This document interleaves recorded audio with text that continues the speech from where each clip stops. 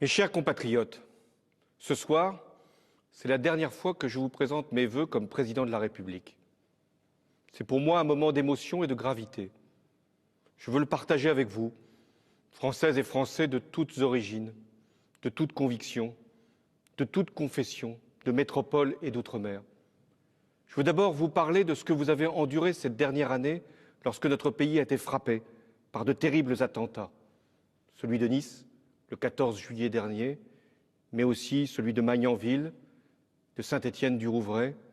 Je pense en cet instant aux victimes, à leurs familles, aux blessés qui souffrent dans leur cœur et dans leur chair. Je sais aussi l'inquiétude qui est toujours la vôtre face à cette menace terroriste qui ne faiblit pas, comme hélas en témoigne ce qui s'est produit à Berlin ces derniers jours. Il me revient donc, avec le gouvernement de Bernard Cazeneuve, d'assurer votre protection. J'y consacre tous les moyens nécessaires. Et je veux rendre hommage à nos policiers, à nos gendarmes, à nos militaires, qui se dévouent jusqu'au sacrifice pour assurer notre sécurité. Face aux attaques, vous avez tenu bon. Les terroristes voulaient vous diviser, vous séparer, vous effrayer. Vous avez montré que vous étiez plus forts, rassemblés, solidaires et unis. Vous n'avez pas cédé aux amalgames, aux stigmatisations, aux vaines querelles. Vous avez continué à vivre, à travailler, à sortir, à circuler, à chérir la liberté. Vous pouvez être fiers de vous. Mais nous n'en avons pas terminé avec le fléau du terrorisme. Il nous faudra continuer à le combattre. À l'extérieur, c'est le sens de nos opérations militaires, au Mali, en Syrie, en Irak, où je me rendrai après-demain pour saluer nos soldats. Le combattre aussi à l'intérieur, pour déjouer des attentats, mettre hors d'état de nuire les individus dangereux et prévenir la radicalisation djihadiste. Mais soyez certains d'une chose, que de cette lutte contre la barbarie, notre démocratie sortira victorieuse. Mes chers compatriotes, 5 années de présidence m'ont forgé une expérience que je veux vous livrer ce soir. La France est un pays admiré, attendu et même espéré partout dans le monde. C'est sans doute l'héritage de notre histoire, de notre langue, de notre culture, mais c'est surtout le respect qu'inspirent nos valeurs, notre mode de vie, notre attachement pour la liberté. C'est ce qui explique que lorsque nous sommes attaqués, le monde entier est à nos côtés.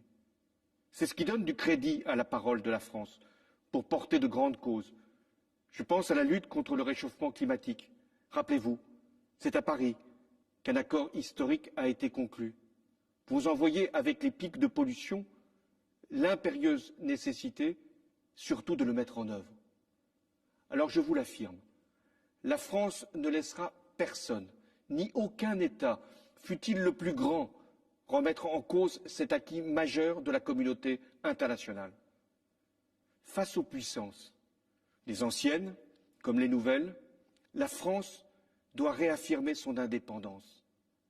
Dans un environnement international plein d'incertitudes, avec un climat de guerre froide, peu de pays ont par leur défense, c'est-à-dire leur armée et leur politique étrangère, la capacité de décider souverainement. Nous l'avons. Et nous devons tout faire pour préserver cette liberté stratégique. Parce que la France a un rang et un message à défendre. Elle n'accepte pas les violations des droits humains les plus élémentaires, l'utilisation des armes chimiques, les massacres de populations civiles comme à Alep, les persécutions des minorités religieuses, la soumission de la femme.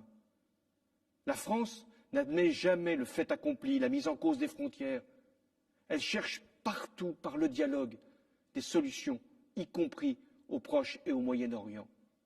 La France, elle se bat pour le développement de l'Afrique et la réduction des inégalités, car elle sait que là se situe le règlement des migrations. Voilà ce que signifie être français aujourd'hui. Et je voudrais que vous puissiez, là encore, en être fiers.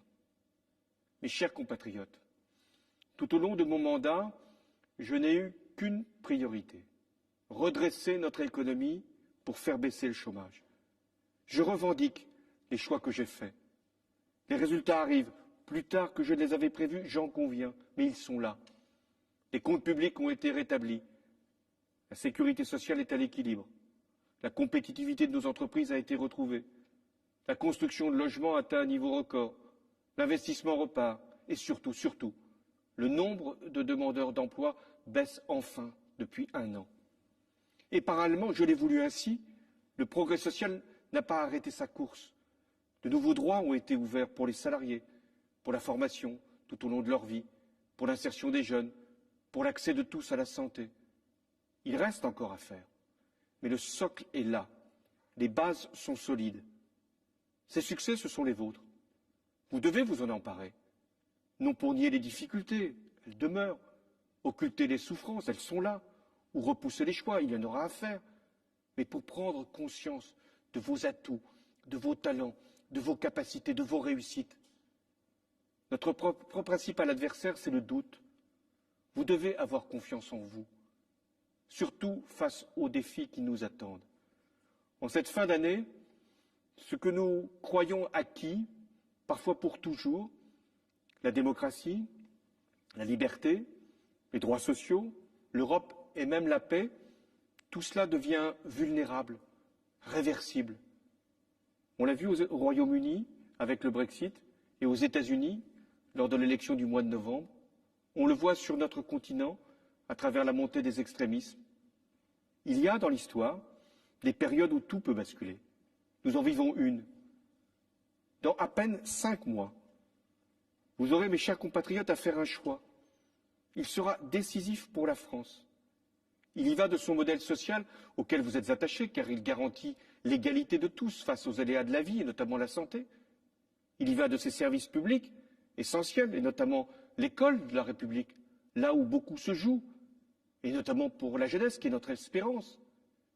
Il y va aussi de la capacité de notre pays à saisir les grandes mutations que sont la révolution numérique et la transition énergétique, pour en faire des facteurs de croissance, de bien-être, d'emploi, et non des éléments supplémentaires de précarité et d'instabilité. Il y va enfin de nos valeurs. La France, elle est ouverte au monde, elle est européenne, elle est fraternelle.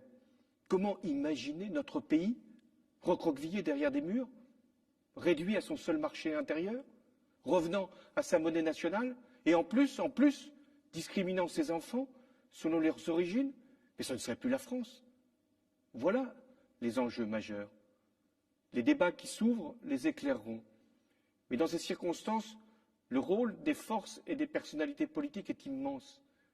Elles doivent être à la hauteur de la situation, faire preuve de lucidité, éviter de brutaliser la société, et puis aussi écarter la dispersion pour certaines de nos forces politiques qui entraînerait d'ailleurs leur élimination. Mais c'est vous, quoi qu'il arrive, qui aurez le dernier mot. C'est pourquoi votre responsabilité est aussi grande. Et la France compte sur vous. Pour ma part, jusqu'au dernier jour de mon mandat, je serai pleinement à ma tâche pour servir notre pays. Agir pour la France, se battre pour la justice et le progrès, c'est l'engagement de toute ma vie. Je n'y renoncerai jamais. J'ai partagé avec vous des épreuves et des souffrances, mais aussi des joies et des bonheurs. J'ai eu l'immense fierté d'avoir été à la tête d'un peuple debout, fidèle à lui-même et à sa vocation universelle. C'est un lien indéfectible qui nous unit et que rien n'altérera. C'est fort de cette conviction que je vous adresse du fond du cœur mes vœux les plus chaleureux pour cette nouvelle année. Vive la République, vive la France.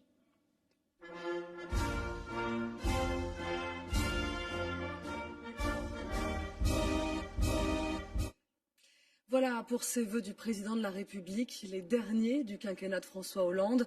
Bonsoir Maryse Burgot, on vient de l'entendre. Les vœux du président étaient teintés de gravité dans un contexte d'instabilité internationale qu'il a tenu à souligner. Oui, Leïla, on retiendra d'abord cette phrase prononcée par le chef de l'État.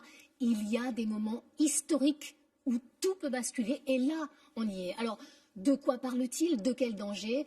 Eh bien, de la montée des populismes et de l'extrémisme partout dans le monde et plus particulièrement en France avec le Front National. Vous aurez le dernier mot, dit-il aux Français quand il évoque l'élection présidentielle de mai prochain. Lui ne sera pas candidat, mais il profite de ses vœux pour dire que rien n'est acquis, même dans une démocratie comme